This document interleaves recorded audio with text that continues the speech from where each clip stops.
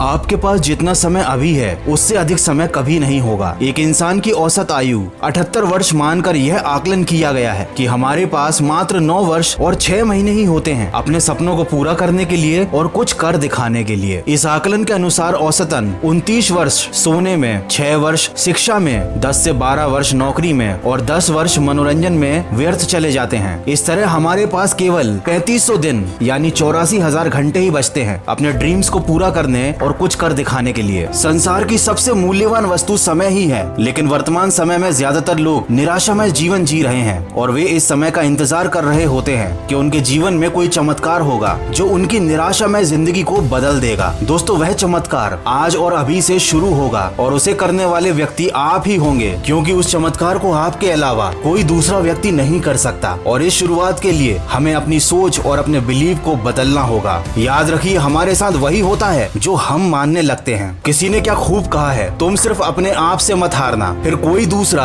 तुम्हें हरा नहीं पाएगा। ये उदाहरण आपने कई बार सुना होगा कि वैज्ञानिकों के अनुसार भौरे का शरीर बहुत भारी होता है, इसीलिए विज्ञान के नियमों के अनुसार वह उड़ नहीं सकता। लेकिन ये बात भौरे को पता नहीं होती। वो मानता है, वो विश्वास रखता है कि वो उड़ सकता है, इसीलिए वो उड़ पाता है। इसीलिए सबसे पहले हमें अपनी गलत धारणाओं और अपनी नेगेटिव बिलीव्स को बदलना होगा। हमें ये मानना छोड़ना होगा कि हमारे साथ वही होता है जो भाग्य में लिखा होता है। दोस्तों, असलियत तो कुछ और ही है। हमारे साथ जो कुछ भी होता है या होने वाला है उसके जिम्मेदार सिर्फ हम होते हैं। इसीलिए जिंदगी में खुश रहना या दुखी रहना सिर्फ हम पर निर्भर करता है और भगवान भी उन्हीं की मदद करते हैं जो अपनी मदद खुद करता है। अगर कोई इंसान ये सोच रहा है कि उसके साथ जो कुछ भी होता है वो उसके हाथ में नहीं है, तो सबसे पहले उस इंसान को अपनी ये गलत धारणा बदलनी होगी। आपको एक बहुत अच्छी किताब का नाम बता रहा हूँ, change your schedule change your life. इस बुक की समरी जरूर सुनिएगा, इससे आप अपने समय को और अच्छी तरह से मैनेज करना सीख जाएंगे। और इस बुक समरी को आप सुन सकते हैं कुकू एफएम पर। कुकू एफएम एक ऐसा ऑडियो बुक प्लेटफॉर्म है जहां पर आप बहुत अच्छी